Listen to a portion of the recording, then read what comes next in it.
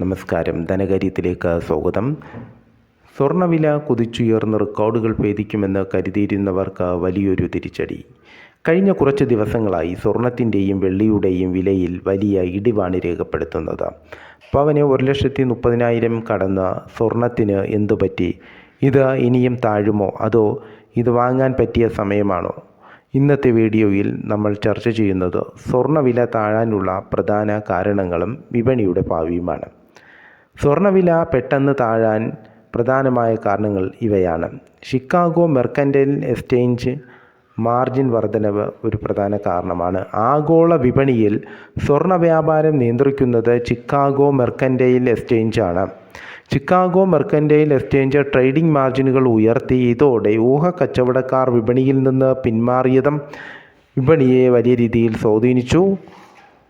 അടുത്ത് നോക്കേണ്ടത് ഡോളർ ശക്തിപ്പെടുന്നതാണ്. അതായത് ഡോളർ ശക്തിപ്പെടുന്ന ഒരു പ്രധാനപ്പെട്ട ഘടകമാണ്. അതായത് ആഗോള വിപണിയിൽ ഡോളർ ഇൻഡെക്സ് 97 പോയിൻറ്റിന് മുകളിലേക്ക് ഉയർന്നതോടെ ഡോളർ വ്യാപാരം നടത്തുന്ന സ്വർണത്തിന് വില കുറഞ്ഞു. അതായത് അന്താരാഷ്ട്ര വിപണിയിൽ സ്വർണം ഡോളറിലാണ് വിലമതിക്കുന്നത്. ഡോളർ ശക്തമായാൽ സ്വർണം മറ്റു കറൻസികളിൽ ചിലവേറുകയും ഡിമാൻഡ് കുറയുകയും ചെയ്യും. അടുത്തത് അമേരിക്കൻ ഫെഡറൽ റിസർവിലെ മാറ്റങ്ങൾ ഒരു പ്രധാനപ്പെട്ട ഘടകമാണ്. US president Donald Trump Kevin wash എന്ന സാമ്പത്തിക വിദഗ്ധനെ പുതിയ ഫെഡറൽ റിസർവ് ചെയർമാനായി നാമനിർദ്ദേശം ചെയ്തത് വിപണിയെ സ്വാധീനിച്ചു. ഇദ്ദേഹം പലിശ നിരക്ക് കുറയ്ക്കുന്നതിനോട് വിയോജിപ്പുള്ള വ്യക്തിയായി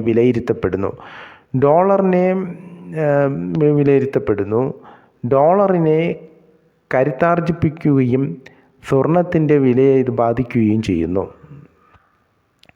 ഉയർന്ന പലിശ നിരക്കുകൾ. US പോലുള്ള രാജ്യങ്ങളിലെ പലിശ നിരക്കുകൾ ഉയർന്ന നിലയിൽ തുടരുന്നതും സ്വർണം പോലെ പലിശ കൊടുക്കാത്ത ആസ്തികൾ ആകർഷകമല്ലാതാവുകയും അതോടെ bond, fixed deposit, dollar asset എന്നിവയിലേക്ക് മാറുകയും ചെയ്യുന്നു. ലാഭമെടുപ്പ് ഒരു പ്രധാനപ്പെട്ട ഘടകമാണ്. സ്വർണ്ണവില അതിൻ്റെ ഏറ്റവും ഉയർന്ന നിലയിൽ എത്തിയതോടെ വലിയ നിക്ഷേപകർ തങ്ങളുടെ കയ്യിലുള്ള സ്വർണം വിറ്റ് ലാഭമെടുക്കാൻ തുടങ്ങി. ഇത് വിപണിയിൽ സ്വർണത്തിൻ്റെ ലഭ്യത കൂടുകയും വില കുറയുകയും ചെയ്തു.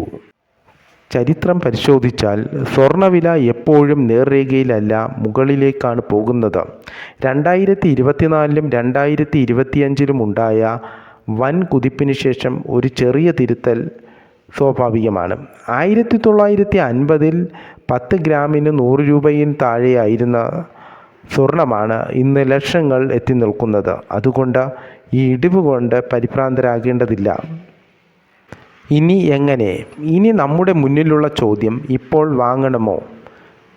ഷോർട്ട് ടേമിലും ലോങ് ടേമിലും എങ്ങനെയെന്ന് നോക്കാം. ഹ്രസ്വകാലത്തും ദീർഘകാലത്തും എങ്ങനെയെന്ന് നോക്കാം. ഷോർട്ട് ടേം വിലയിൽ വോളറ്റിലിറ്റി ഉണ്ടാകും.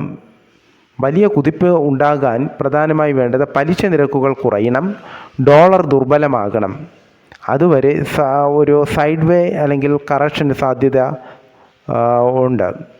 ലോങ് ടേമിലാണെങ്കിൽ ബുള്ളിഷ് വ്യൂ ആണ്, കയറാനുള്ള സാധ്യതയുണ്ട്. ഇൻഫ്ലേഷൻ റിസ്ക് ഉണ്ട്. ജിയോ പൊളിറ്റിക്കൽ, അതായത് ഭൗമരാഷ്ട്ര സംഘർഷങ്ങളും ഒക്കെ ഒരു പ്രധാന കാരണമാണ്. പിന്നെ സെൻട്രൽ ബാങ്കുകൾ ഗോൾഡ് വാങ്ങുന്നതൊരു പ്രധാന കാരണമാണ്. കറൻസി ഡിപ്രീസിയേഷൻ, രൂപയുടെ മൂല്യ തകർച്ച, ഇതെല്ലാം സ്വർണത്തിന് ദീർഘകാല സപ്പോർട്ട് നൽകുന്നു. നിക്ഷേപകർ എന്ത് ചെയ്യണം എന്ന് നമുക്ക് നോക്കാം.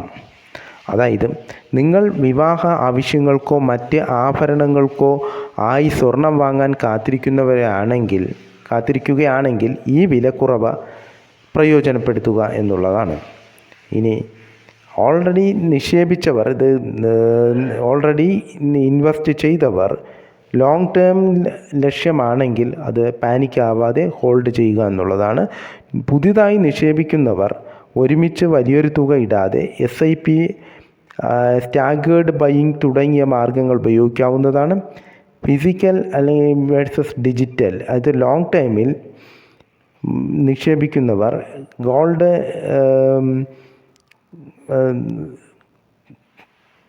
ദീർഘകാല നിക്ഷേപകർ ഗോൾഡ് ETF അല്ലെങ്കിൽ ഡിജിറ്റൽ ഗോൾഡ് തുടങ്ങിയവയിൽ നിക്ഷേപിക്കാവുന്നതാണ്. പിന്നെ ജുവല്ലറി ഒരു ഇൻവെസ്റ്റ്മെൻ്റ് അല്ല, അതൊരു കൺസംഷനായാണ് കാണേണ്ടത്.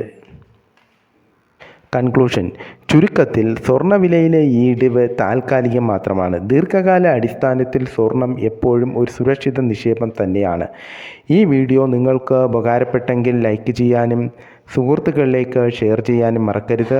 സ്വർണ്ണവിലയെക്കുറിച്ചുള്ള നിങ്ങളുടെ അഭിപ്രായം താഴെ കമൻറ്റ് ചെയ്യുക. കൂടുതൽ വിപണി വാർത്തകൾക്കായി സബ്സ്ക്രൈബ്